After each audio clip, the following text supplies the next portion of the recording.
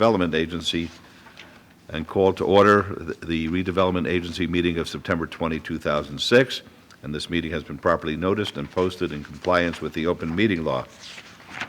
Item 40 is a report and possible action of the Redevelopment Agency Comprehensive Capital Improvement Plan 5-year projection for wards 1, 3, and 5. And Council Item 40 and Redevelopment Agency Item number 3 have the same verbiage, so I'll read those items as well, if I can find them. I'll find them. Okay, item 40 is right behind. Uh-oh.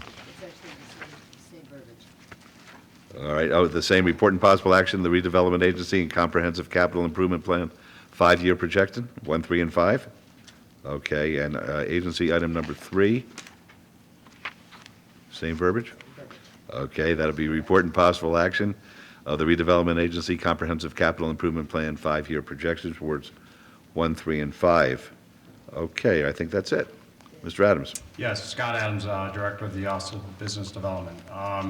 The reason why we've really got 2 items here, one on the council agenda and one on the RDA agenda, is that the capital improvement program that I'm going to be presenting includes properties that the city owns and therefore revenues from those properties, as well as redevelopment agency tax increment finance revenues. So part of what we're considering is matters of the city, and part of what we're considering are matters of the RDA.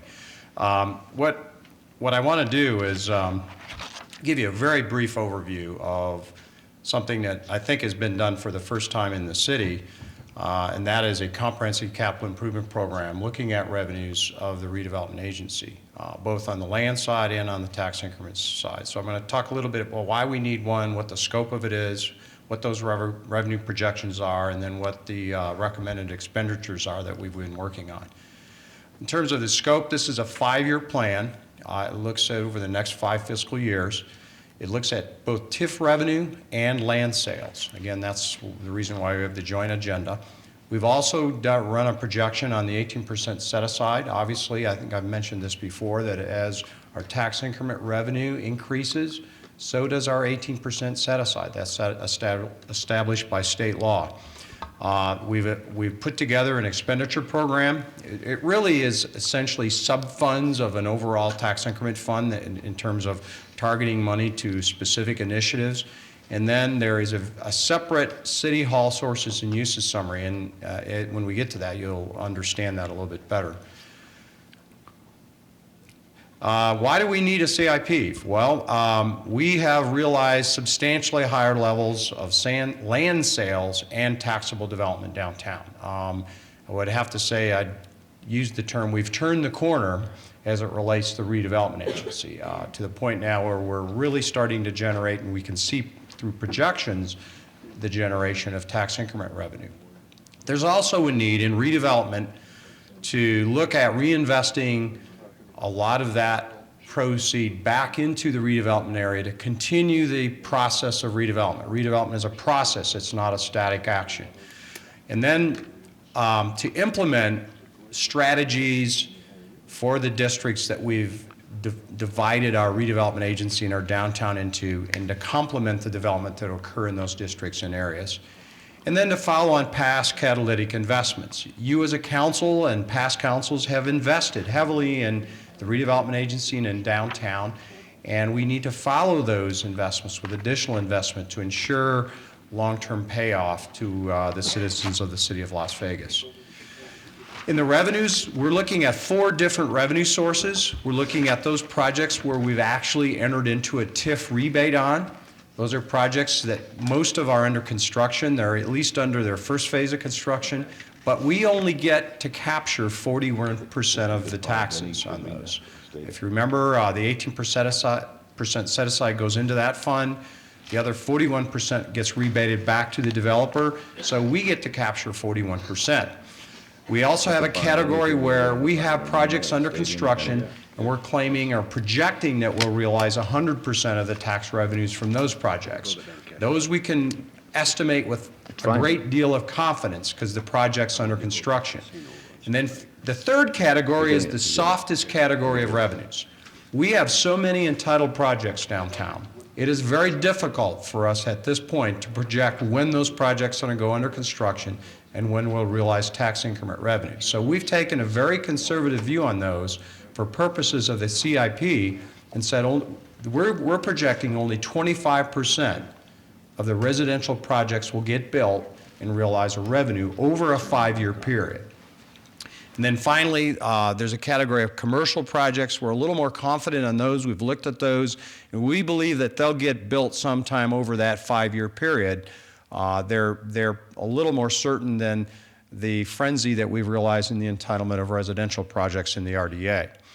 This is the first category, TIF rebate projects. Those are those projects, projects like Allure, the World Market Center, the Factory Outlet Mall, the IRS building, where they've had at least the entire project, our first phase under construction, and over time we'll start to see an increase in revenues from those as they get into their latter phases of development. World Market Centers are a great case in point, where they've completed phase 1, they're nearly complete with phase 2, and they're about ready to start phase 3. So as each of those phases gets under construction, goes on the tax rolls, we realize additional tax revenues.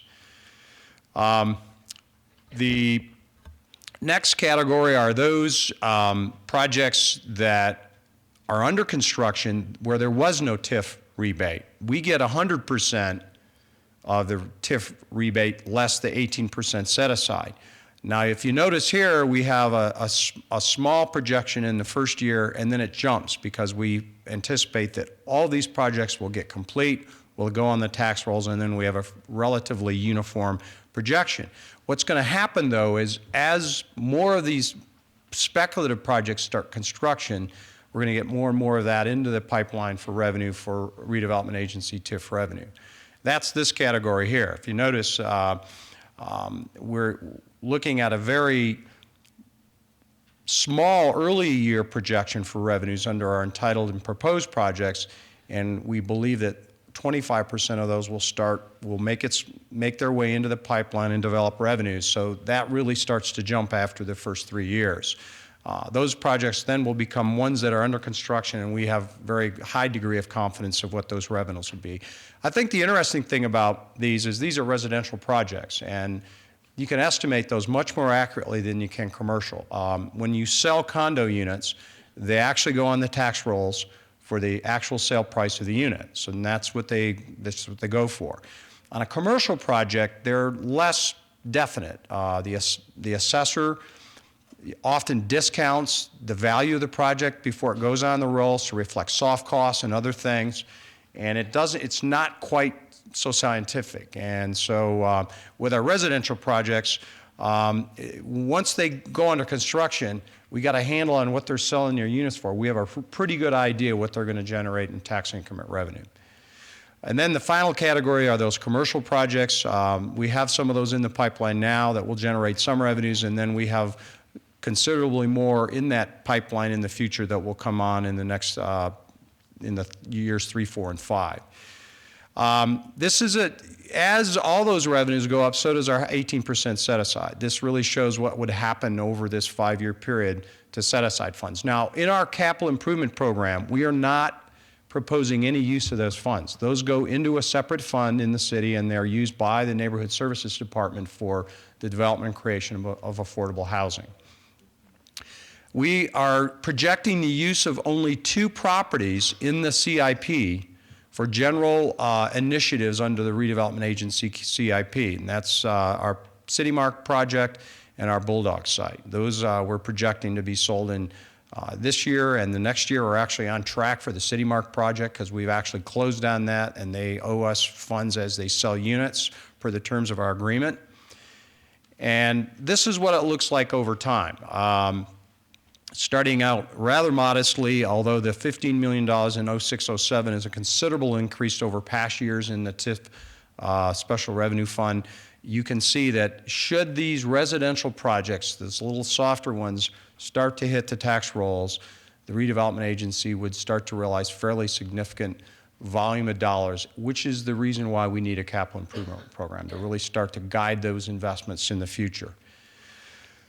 City Hall, this was a very, very difficult one. The city manager had tasked us with the task of how do we look at our real estate assets downtown and in the redevelopment agency, and how does that convert to a principal amount in terms of equity that we could use towards the development or construction of a new city hall. So what we've done within the confines of this plan is reserved the use of the sale proceeds of all of these properties committed towards the development of a new city hall. And they're all there itemized individually.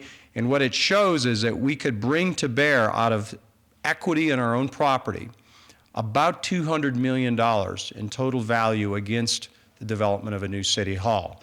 I think the real fundamental issue here is when do they get sold? Will they sell for what we're projecting it for? I think we've been fairly conservative here on a per acre estimate. And then how do you convert those sale proceeds that might occur over a 3 to 5 year period into the money you need at the time you build City Hall? But it's very clear that we have that equity available in our real estate assets that we could pledge towards the development of a new City Hall should we desire to do so. So what we've done, out of respect for that project, we've not committed the use of these resources to any other project in the CIP. And then this is a summary of how we propose to reinvest these projects. It's hard when you're looking out 5 years to really get an understanding of specific projects that we might want to fund in especially the 3rd, 4th, and 5th year out. So we've created a category of projects for those council wards that are in the RDA, and those are simply allocations of funds that could be made available for projects within wards within the RDA. From there, we go into land acquisition and so forth down the line into a number of initiatives, all designed to support and reinforce the continuing redevelopment, not of just the core downtown area within the Centennial Plan area, but the entire RDA. At the tail end, you'll see a map that depicts all this geographically, and you see that it's pretty well uniformly distributed throughout the RDA, and especially on those areas surrounding the core of downtown.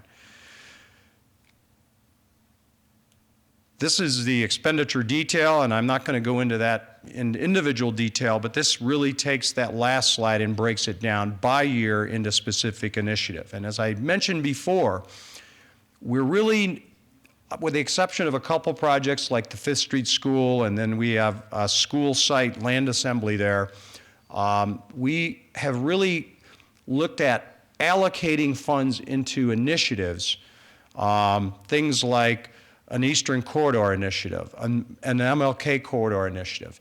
And at this point, haven't specifically defined how those dollars get invested. The idea is that they would go into that initiative for that particular corridor on very specific projects that could be done along those areas in furtherance of redevelopment objectives. So it's really more of a budget of the overall redevelopment agency fund by initiatives. Some cases there are some specific projects. In most cases they're fairly high-level initiatives that we propose to invest the dollars in over the next 5 years. As you can see in the lower right-hand corner, if our projections come out on target, there's about $125 million that could be invested over the 5-year period in projects in the redevelopment area. I think one of the projects I'd like to highlight is the school land assembly project. I think the idea there is that part of what we're doing in the RDA is capturing taxes that would normally go to other taxing entities. And this is in recognition of the fact that some of those taxes would normally go to the schools. And what we're doing is proactively saying we would like to work with the school system and identify the fact that there may need to be a new school somewhere in the RDA to support what's happening in the redevelopment of especially the downtown area, and work towards assembling a site that could be used by the schools to build a new school to support redevelopment. They're therefore sort of working with them on what was the preemption of their revenues. And then there are a number of other projects. We continue our visual improvement program. We continue our brownfields initiative.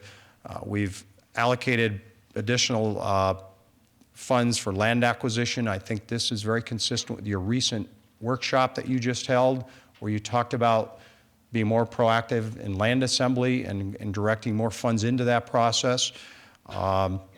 We've also got funds for undergrounding utilities. The Public Works Department is doing a Clear Skies project. That's going to need some funds available to work on a block-by-block basis with development interests as they build their projects to underground utilities consistent with that overall underground master plan. So this is just a plan or a guide that we would use over the next 5 years in how we would reinvest these revenues back into the redevelopment area. I think the caution here is on the revenue side, there is one very large line item there, which is the entitled residential projects, which is fairly soft. So this, one thing I should mention, that was the scope of this plan, is that this is effective July 1st, and we'll be continuing to update this every year, probably mid-year as well, to get a handle on what projects actually are under construction and we can nail down as more firm revenues. So we'll be continually revising this every year as we go along to give you a better snapshot of where we stand as we move through this process. Then finally, this is a visual depiction of each of these initiatives. In some cases, they're corridor initiatives. In the case of MLK, of Fremont, of Eastern. Some cases, they're district projects like the entertainment district. Well, the cultural corridor is sort of a wide district or wide corridor initiative, the arts district.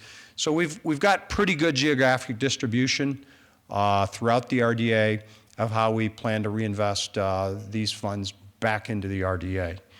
That is the end of my presentation. Staff recommends that both the City Council and the RDA both accept and approve this capital improvement program as presented. Thank you very much, Mr. Adams. Terrific report. When I had my briefing yesterday by Mr. Van Gorp, he pointed out to me that when he came on board, what was that, about 7 years ago? 5 years ago at the agency was in the hole. I think they were $70,000 in the red. Is that correct? $70 million in the red. $70 million in the red, and now we're, what, in the black? Yeah, at least on an annual basis, yes. We're making all of our payments. Yes, sir. Right, and now we're in the black. That's correct. Pretty darn good. Pretty darn good. All right, any other comments or questions? Did you want to be heard? Yeah, briefly. Okay. Tom McGowan, Las Vegas resident. I'd request a public copy of the CIP plan. No problem. And also congratulate the director and staff, notably Mr. Van Gorp, for their excellent efforts over the past 5 years and beyond.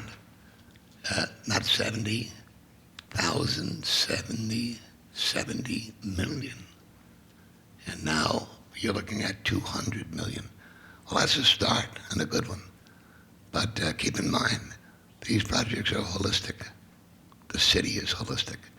You think of it that way, and all of it will thrive. Don't do it in streaks. Make sure it's all integrated. Thanks. Okay. Councilor Brown. Thank you, Your Honor. Mr. Adams, on the adoption of the CIP, is there enough flexibility built into objectives and specific project elements to allow us to move priorities or funding in different years depending on if a project is accelerated or things push back project timelines? Absolutely. I think that's the reason why we've left it at a high level in terms of initiatives, to give you the flexibility of funding individual projects in a more fluid basis. And then these are just budget line items that, just like anything else, you can move things around and have that flexibility. So clearly, that's why we've established it the way we did. Thank you. All right, very good. Thank you very much. May I have a motion on council item number 40, please? Yes, Your Honor. I move to accept the report, please. Thanks. Let's vote, please.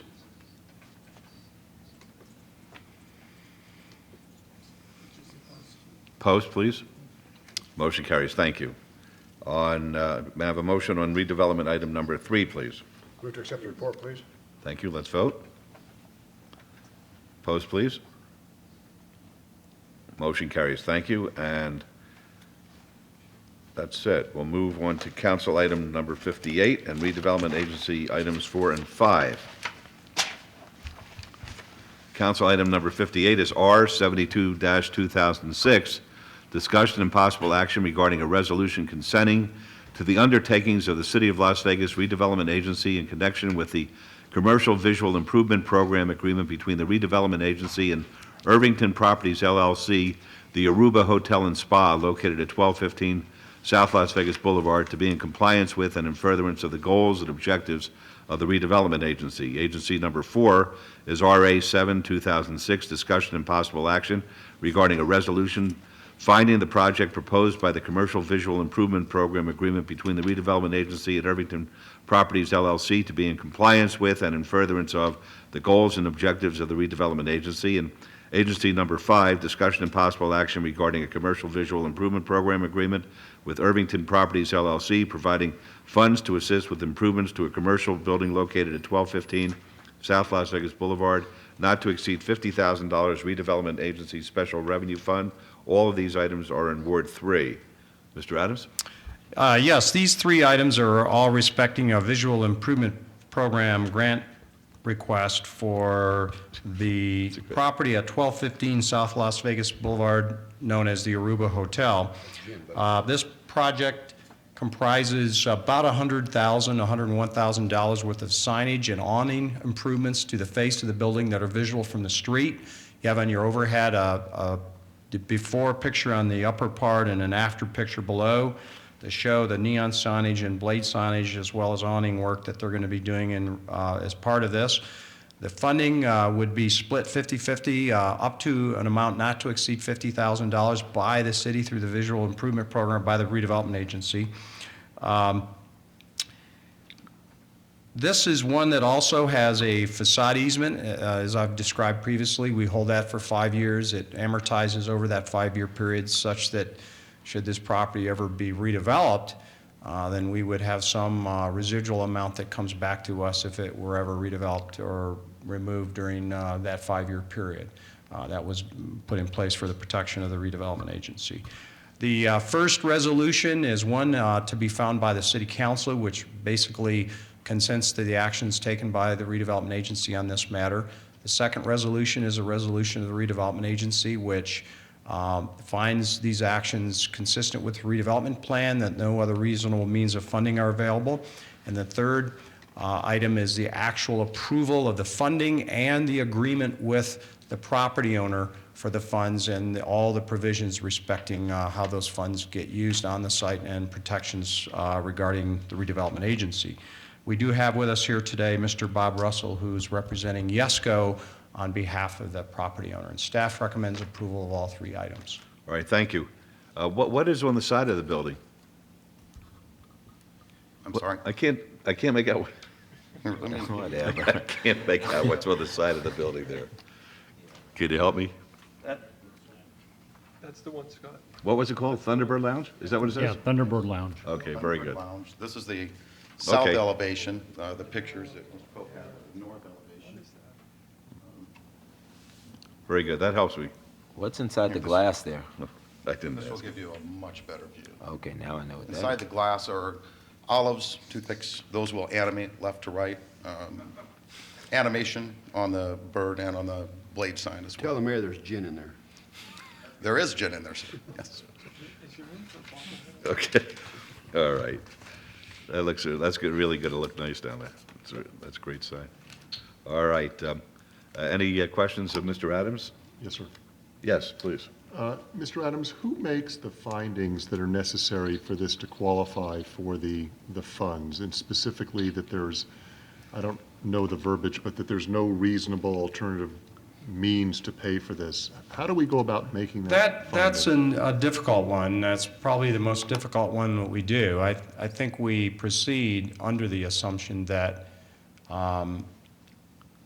that this is an incentive and an inducement to get the property owner to make these visual improvements that they otherwise don't find economically feasible to do, otherwise they would have already done them. And so by providing 50% matching funds, We're inducing the owner to invest where they otherwise wouldn't invest, and there would be thus no other reasonable means of funding available. That is essentially the argument under which we move forward on these kinds of projects.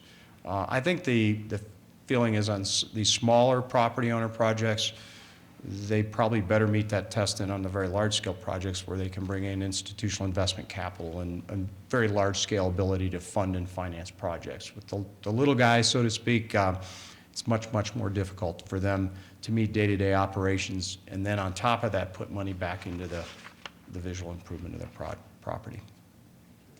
Very good. Any other questions? All right, Councilor Reese, do you have a motion on council item number 58, please? On council item number 50, I make a motion for following staff's recommendation for approval. All right, let's vote, please. Opposed? Motion carries. Thank you. And on agency item number 4, please. No questions or comments, make a motion for approval, please. Thanks. Let's vote. Opposed, please. Motion carries. Thank you. And finally, on agency item number 5. Same motion, motion to follow staff's recommendation for approval. Thank you. Please vote. Opposed?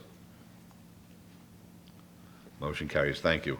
Thank you. Thanks for coming down. We'll close the city council meeting and we'll move on to agency item number 6, which is a report and possible action regarding redevelopment agency projects currently under contract or in negotiations. Mr. Adams? Okay, this is a continuation of our quarterly series of PowerPoint updates. I'll give you a quick heads up. Some of the pictures we have in here are dated mid-August because we had these ready for our last council meeting. So we've rolled this presentation into this meeting. And actually some of the progress is way beyond what you see in the pictures here because there's been a month elapsed. And I lost, there we go. I'm going to start with World Market Center. World Market Center is virtually complete with their second phase. We've all seen it. It's one of the largest buildings in Las Vegas.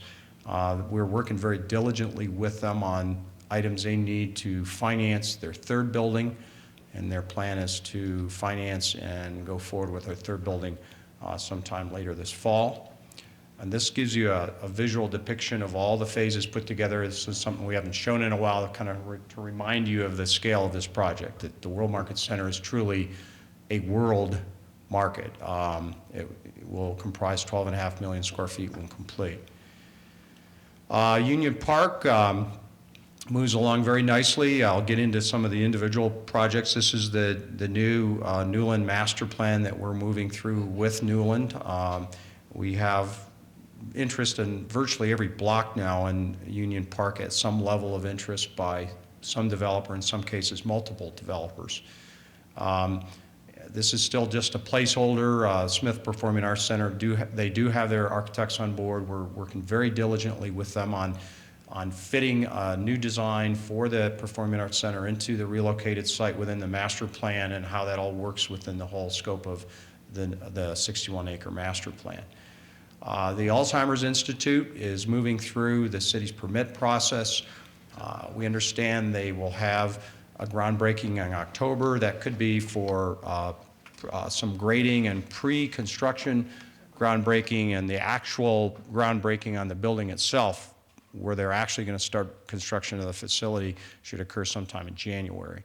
They're very well into the city's permit and approval process, and our city's both the Building and Safety Department, Planning and Development, and our Fast Track Unit are working diligently to follow that project. The World Jewelry Center is one that's also, we understand, having a great deal of success.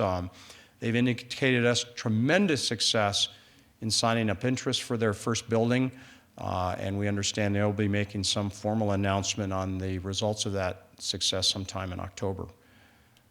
Newland Properties, if you remember at a previous meeting, we amended our agreement with Newland to revise their block reservation from the related master plan to the new master plan. That's depicted here in red. They are working very, very diligently on their first phase master plan, which is the center 2 blocks of this 6-block area. That would include housing, retail, as well as a boutique hotel. And they've actually lined up and identified the boutique hotel developer as part of their project. The premium outlets, this is one of those pictures where a month goes by and there's a lot more progress. This is what the garage looked like on the left-hand side. It's when you look at it, it looks almost done out in the field.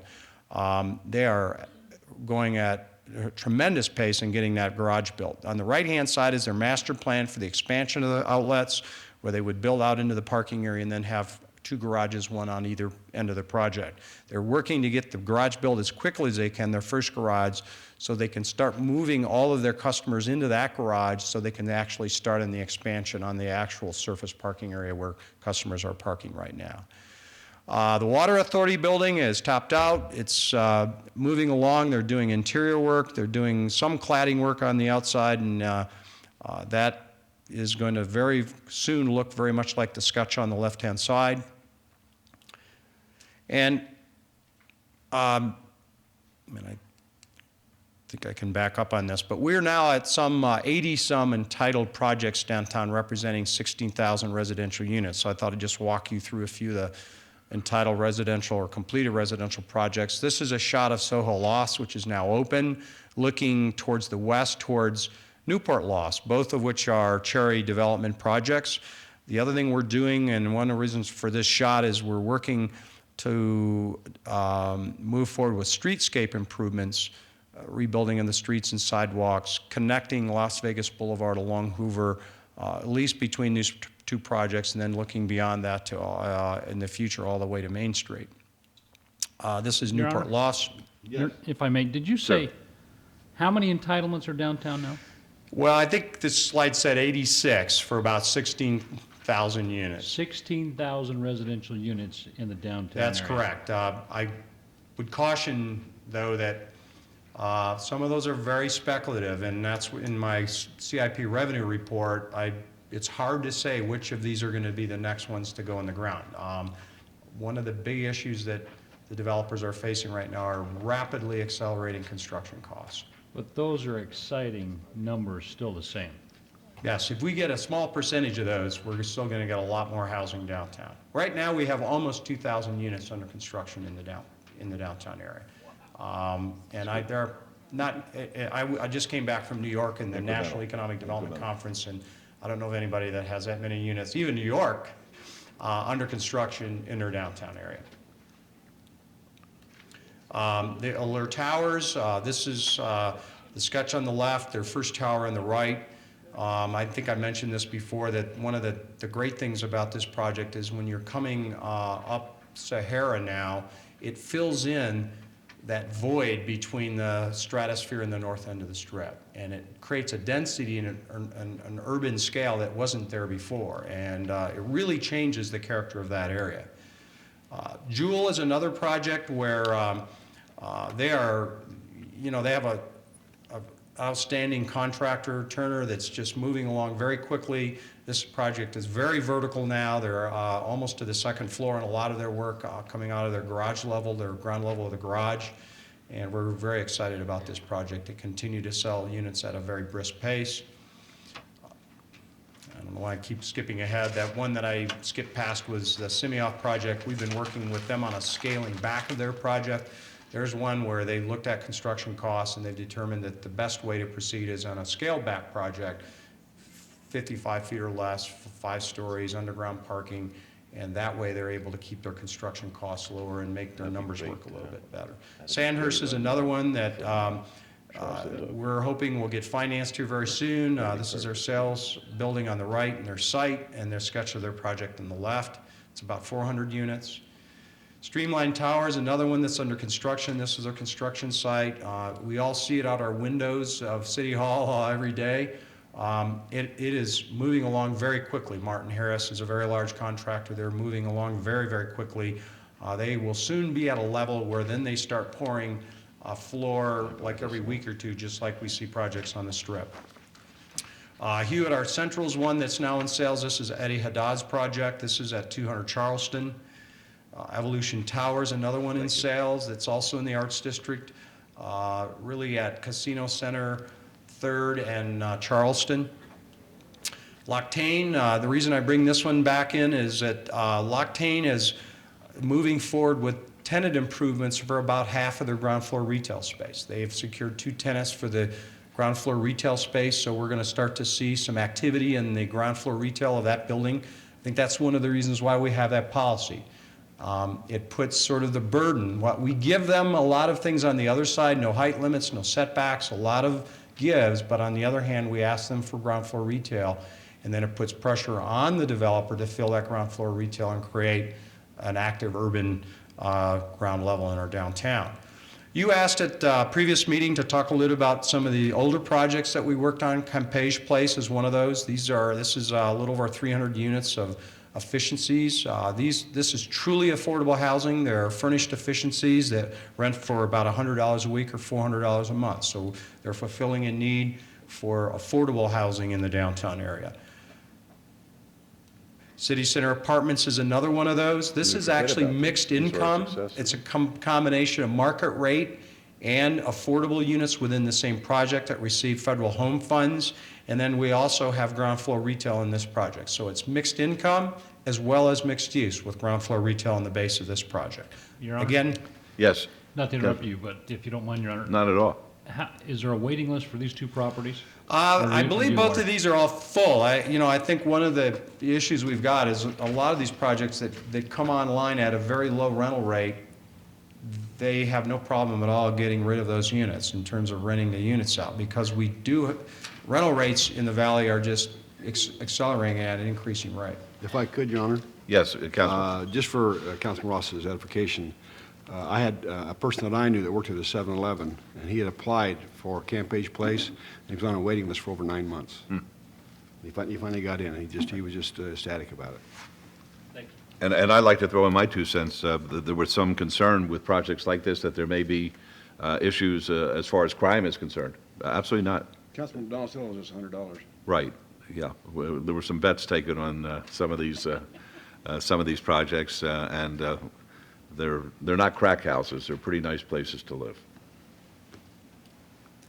Fremont Village is another one that is actually now in the permit process. This is at Fremont and Bruce. This is proposed to be a rental project. There's some consideration maybe for condominiums, but this is another project that's moving forward into the permit process. Urban Loss, we just approved the Stewart Mojave site. These are the 3 other sites they have. On the upper left-hand corner is their 11th Carson site. This is another one where 30 days makes a big difference in the photos. If you go out there now, there's actual roof lines, and they're starting to look more like finished units. With a stick-built product, they can move very quickly through the construction process, and they're well beyond what it shows here in mid-August. Moving to the entertainment district, we're in the last phases of working with the Entertainment District Corporation on the streetscape plan. We'll be bringing to you in October and November the special improvement districts for maintenance and security, as well as the capital dollars to move forward with the development of the district. The beauty bar continues to do well in the district. Griffin, this is what it now looks like. Their sign is up. We've been showing you this sign, a sketch of it for quite some time. It's up. The brick front is on the building. There's a lot of brick in the interior. It has sort of a medieval theme with the griffin as its sort of mascot. They should be opening their club fairly soon. Next door is the tattoo parlor. Now you can start to see with their signage and their facade improvements, they sort of fit into the overall visual neon elements of an entertainment district. Take One nightclub, their improvements are complete, their awnings, their neon, and they're continuing to survive and do well with weekend entertainment, live entertainment. Downtown, this is another one that's moved along very quickly. Their brick facade is now done on Michael Cornwaith's club, which is the rear building behind the 7-Eleven building on the corner of the boulevard. It's fairly nondescript. He's done this on purpose. He didn't want a lot of gaudy signage, and he wanted just a plain brick wall, an awning, and then a very, very low-key cocktail bar with live entertainment inside it. 601 Fremont is in the permit process as well for tenant improvements for 10,000 square feet of club space. They'll be bringing a club called Emos from Austin, Texas, live entertainment venue that will be coming into this facility. We're very excited about this, along with a few other things as well. And this starts that first phase of their overall development plan, which you see on the left. That, when open, will give us our 5th club in the district on one side of the street and 5th with live entertainment. Neonopolis continues to look at its alternatives for how we could reposition itself. We've looked at 3 or 4 different alternatives with the property owner as to how they can fill the building with new tenants and reposition and rename the project. The block continues to do very, very well.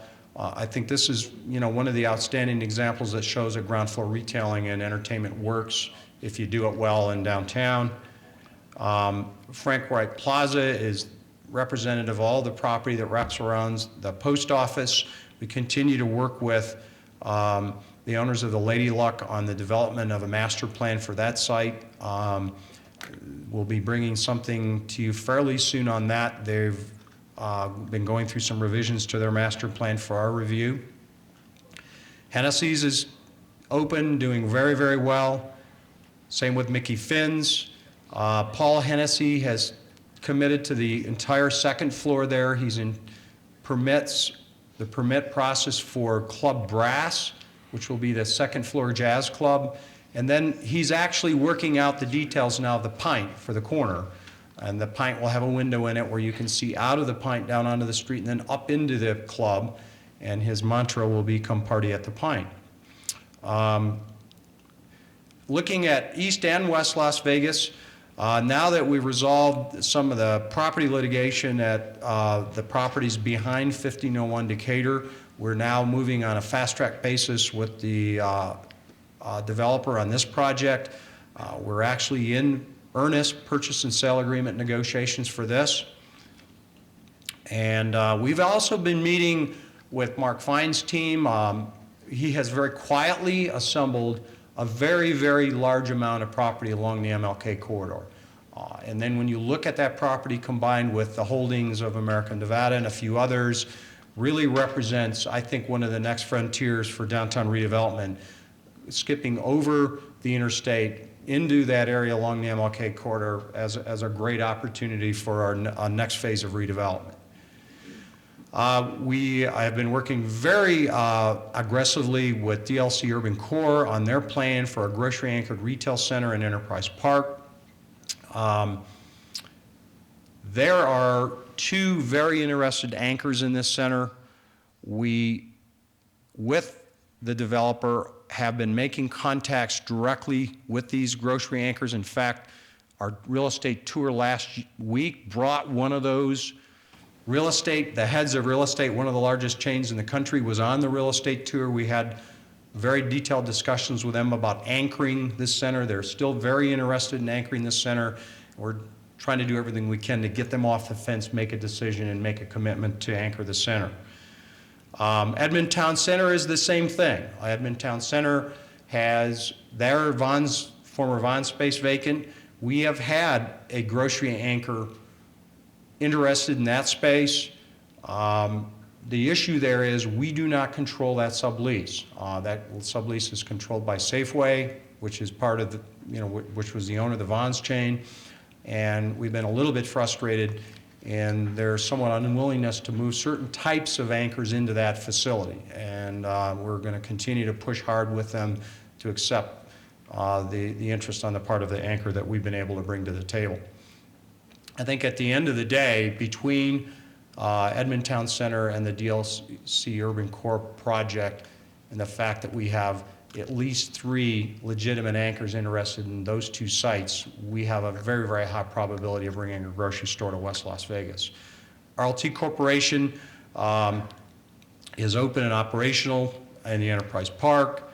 The FBI building is moving along very, very well. This is a shot taken in mid-August that shows that they're really starting to finish up the exterior work, some of their grounds work, their fencing. The Urban Chamber, we understand, realized a recent financing commitment to fund the gap of funding needed to complete their project, so we anticipate they'll be moving forward. I think, not just the big guys in terms of large-scale condo developers have realized frustrations with rising construction costs. Even projects at this scale have seen during their development period, the rise of construction costs frustrate their ability. It seems to be a moving target, the cost of construction, as they move forward through even some of these smaller projects. Although that didn't frustrate Gwen Bremont on the Expertise School of Beauty, she just got out there and did it. As I said, this is a sketch on the left of what it was going to look like, and on the right is what it looks like. It looks exactly as she proposed she was going to build it. And then Foundation for an Independent Tomorrow, we just heard that they received a major gift from a patron towards the development of their facility. They are now able to move forward with their project towards construction. They've been out fundraising. That major gift, that lead gift, gives them the ability to move forward. And we'll be seeing them into our development process here very soon as well. Stuart Mojave, we just handled that on the council and council meeting agenda today for 54 units for urban lofts.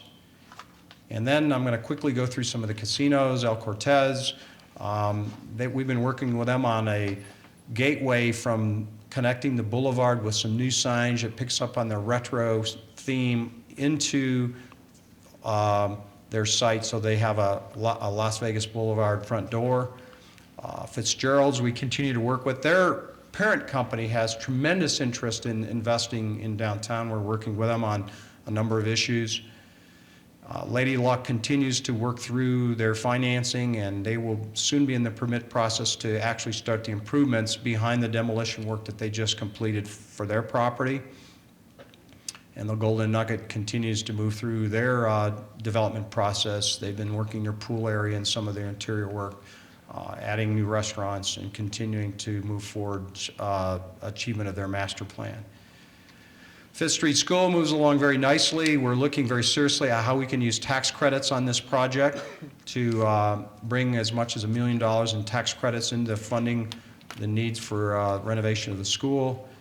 The Bulldog site, we just completed the RFP process on that, narrowed through the selection committee, the selection to one developer. We're actually in E&A negotiations with that one developer, and we'll be bringing an E&A to you very shortly on this one. And then the Milan Brown parking garage is moving along very, very well, and that's going to fulfill a very critical need for parking in the area around the Regional Justice Center. The Stratosphere continues to express interest in their expansion plans for a new hotel addition and expansion of their convention space. And then we're monitoring the progress of stations at the Castaway site. They have not formally brought anything forward yet at this point, but we continue to monitor this site because this is going to be a major project. This was added to the redevelopment area in our redevelopment area expansion, and we're wanting to see what they're going to be moving forward with. On the Castaway site, I met with Mr. Nielsen about 3 or 4 weeks ago, and they're planning a 20,000 square foot restaurant casino with Scott said it'd be about $90 million, and then they're going to leave the rest of it for future expansion or redevelopment of some kind. But they're just going to start with the 20,000. I've seen the renderings of it. It's kind of in the Hispanic motif. I thought it was really nice. I told him that the city was supporting. So great. And that's the end of my report. All right, that's terrific. Any comments or questions? Yes, sir. Yes, Councilman Wilson. Scott, I'm asked all the time about the so-called old courthouse. Can you give us an update? That's a really good question. The old courthouse was one of the several sites evaluated for the potential development of a new metro headquarters. And I believe it's still somewhat in play for that reuse. I've been hearing, and Doug may want to elaborate on this, that even if they don't build metro there, the county still wants to keep it in their portfolio for potential reuse, maybe for other county facilities down the road. I can add a little bit to that. The county's also looking at it in metro as well for possible jail, downtown jail space. That would hopefully be in combination with the Metro headquarters, so it wouldn't just be a jail building. That's the leading contender for reuse of that site. How ironic, the old county jail used to be there in Right. the courthouse. There was a letter to the editor recently that it is becoming blighted, and I was going to, as a matter of fact, when Mr. Harson's here this afternoon on some of these blighted properties, I was going to suggest that perhaps he look into that, because we don't want that centrally located facility to, to be shabby and to hurt us in our downtown area. I personally have not seen the blight, but that's what the letter to the editor commented upon. I would like to mention as well, I think I alluded to earlier that I was in New York at the International Economic Development Council conference, and I was able to tour some real estate holdings of a couple of the investors who are investing in downtown. And it's always a good thing, I think, to go to these other cities, see what some of our sort of partners, so to speak, have done in these other communities to really establish their validity as an investor and as a real estate developer. In this case, the ones that I toured were incredible and clearly established the credibility of these investors in terms of what they're planning to do in Las Vegas. So we'll continue to do that as we get out and travel, make sure that we're seeing the other side of who it is we do business with here in the city. Very good. Any other comments or questions? Just a little bit of an update.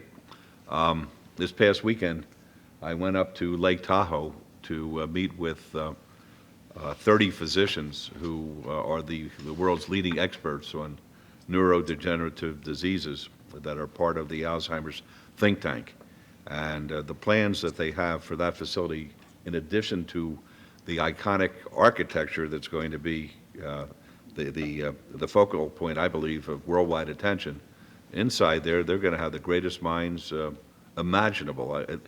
The number 2 man from GE was there, and he was observing the type of presentations that were forthcoming, and he said he's never seen such genius in one room at one time, and we'll be getting a white paper from Zaven Kachaturian, who is the director of the Alzheimer's think tank, and we'll make that available to all the council and the city, because I think we're going to become a very special place as far as medicine is concerned, with what's happening over the Cancer Institute and the Alzheimer think tank. It's just awesome. Okay, any other comments or questions? Did you want to be heard? Yes, briefly. Tom McGowan, Las Vegas resident. This is socioeconomic engineering. Describe the incoming downtown population, if not today, within the coming months. Because they'll be here eventually, but it's not going to be like it was before, in any sense of the word. You're looking at higher income strata. You're looking at geniuses, et cetera, in Alzheimer environments. Now, one question crosses my mind. We once had an occasion off the record to very briefly mention a plot of land for the Jerry Lewis Spinal Injury and Pain Hospital. And there was some conjecture in Carson City about the ability of the doctors to be investors in their own hospital, for example, where they make referrals. What is the current status of that and the projection? Mr. Lewis, throughout his entire life, at least for the last 40, 50 years, has done a great deal of fundraising for a very worthwhile cause.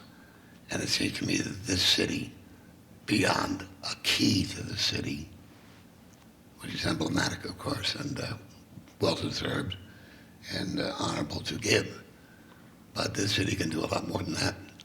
So before you forget, with Alzheimer Clinic, maybe you won't. See what you can do about putting Jerry Lewis and his spine injury and pain hospital on the map right here in Las Vegas, Nevada, where it belongs. Thank you. Right. Just an answer to your observation there, Dr. Wenger, who was the doctor, the neurosurgeon who was involved with Mr. Lewis, he has a facility that's associated with Sunrise at this point in time. Okay. May I have a motion to receive Mr. Adams' report, please? So moved, Your Honor. Okay, let's vote on that, please. Post. Motion carries. Okay, this is time for citizens' participation. Public comment during this portion of the agenda must be limited to matters within the jurisdiction of the redevelopment agency. No subject may be acted upon by the redevelopment agency unless that subject is on the agenda and is scheduled for action. So if you wish to be heard, please come up, give us your name, and we'll put the 3-minute timer on. Thank you, Ms. Ronimus. Yes, sir. Tom McGowan, Las Vegas resident. Contingent upon private adoption and implementation of my Neonopolis proposal, Neonopolis can and will be successful beyond previous expectations and will be the all-important linchpin conducive to the continuity of pedestrian patronage interest between the Fremont Street experience, the block on 3rd Street, Neonopolis, Fremont Street, East, Fremont East, and the Streamline Lofts. I would say again, community development is a holistic process, and the key determinant of successful redevelopment is community, emphasis, exclamation point, double exclamation point. What you have downtown is a work in progress. In no sense should it be permitted to fly apart like a paper pinwheel. You need to think of this as omni-inclusive, omni-participant. And if you don't have all of your projects underway under public participation and public scrutiny, meaning public participation inclusively, if you don't do that, you are heading for serious issues in the future. And the future means day after tomorrow. So what I'm recommending here is, in reminder, for example, the Bill of Rights applies to all persons in the United States, not just to teachers. If you're going to have an exciting upscale downtown community reinvigorated, you're going to need an awful lot of reinvigorated people, meaning locals as well, not just those who came out of state or some other part of the universe. You're going to have to need better people in this city or region because they are going to have to do the jobs and perform in a way that corresponds to the influx of, quote, upscale socioeconomic strata that are coming here. Otherwise, they may come here to the bedroom loft and head right away for breakfast, lunch, dinner, and whatever else they might want to do to the fabulous Las Vegas Strip, where they're also, to the best of my understanding, building a downtown called the center of some kind, community center, MGM, I believe it is. You're familiar with those people. Finally, how will you guarantee the non-disruption of public cat bus service during the 3 days NASCAR event in April of '07? I heard an awful lot lately on the news about the NASCAR and how speedy it is and how wonderful it is. But I have no idea how anybody who lives south of here, this particular area, will get north to the DTC and then back south again without encountering a 180 mile an hour speeding vehicle. Maybe you know. I hope you do. Thank you. Okay, would anybody else like to be heard?